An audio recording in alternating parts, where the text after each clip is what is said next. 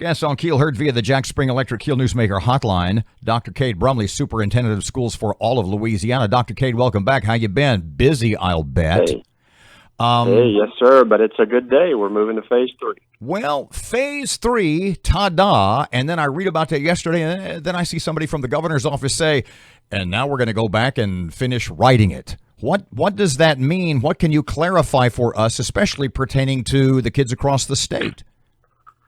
Yeah, so 3 major shifts for school systems across the state as we move from phase 2 to phase 3. The first of those has to do with getting kids to school. Right now in phase 2, we can only occupy our buses at 50% of capacity, and in phase 3, we're able to move to 75% of capacity. And so if you remember, Robert, this is one of the major limitations to having face-to-face instruction was just getting kids to school when you could only occupy 50% of the bus. So moving to phase 3, we're going to be able to have 75% of the kids on the bus.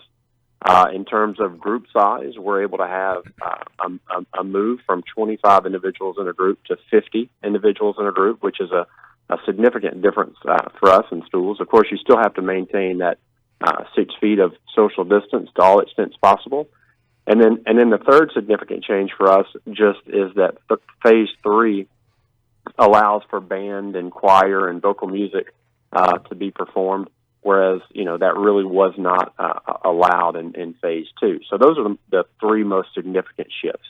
I know, correct me if I've got this wrong. I think it's on Monday that Bossier is going to go 5 days a week with their middle schoolers, and Caddo, Dr. Gorey, is going to reassess, stay with what they're doing in Caddo, but reassess at the end of the month. Have I got that right? Do you know?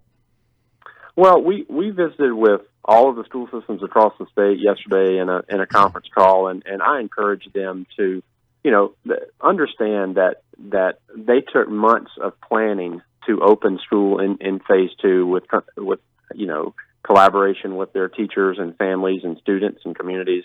And so I did encourage everyone to be mindful of that in transition, try to communicate well, bring everyone along with you so that everyone, to all extents possible, can be prepared and ready to understand what phase 3 will look like in their school system. This may be a question from an ignorant man, meaning me, but if you have fewer and fewer kids who are doing distance learning who are still opting out, and I assume that parents still have that option, does fewer kids with distance learning, the hybrid school thing, does that make that more difficult?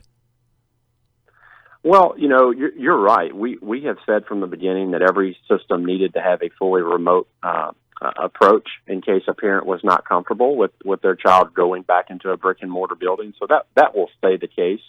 But certainly moving into phase 3 does clear the runway, so to speak, in order to have additional students on campus. But some things still remain in place. 6 feet of social distance. Still having to wear those face coverings.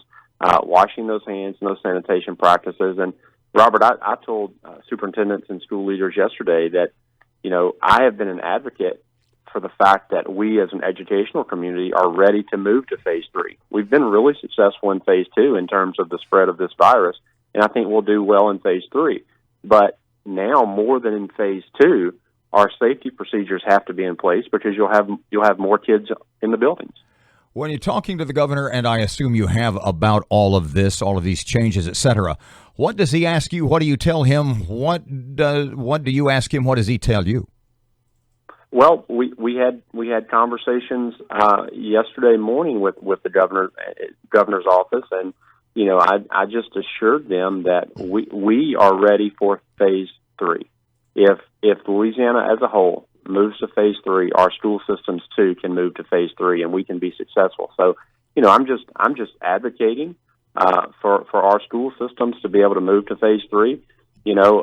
Virtual instruction has come a long way in a few months, but we taught the same way for 1,000 years or more with kids in front of us face to face, and it is just better to have our kids collectively in front of teachers face to face. Not to say that that's the case in every instance, but if we can get those kids back face to face, it's going to do a world of good. And I know your leaders in Northwest Louisiana are really being thoughtful about how they do that. They want to do that, but they have to do that in a way that makes sense and that is communicated well and that everybody can get on board with. One of the things that intrigues me most, intrigues perhaps not the right word, but sort of, if you could take us behind the curtain, when you are making the case that the kids in Louisiana need to be back in school. Classroom is the best place. It just works better that way.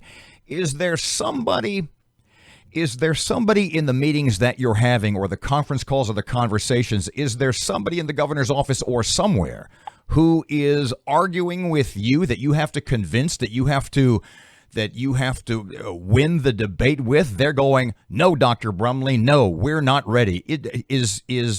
Does that happen?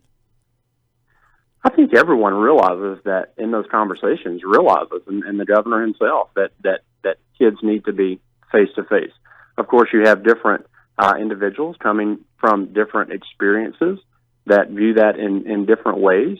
But I'm just glad today that we are in phase 3, and I'm glad that our schools are going to be moving into that phase.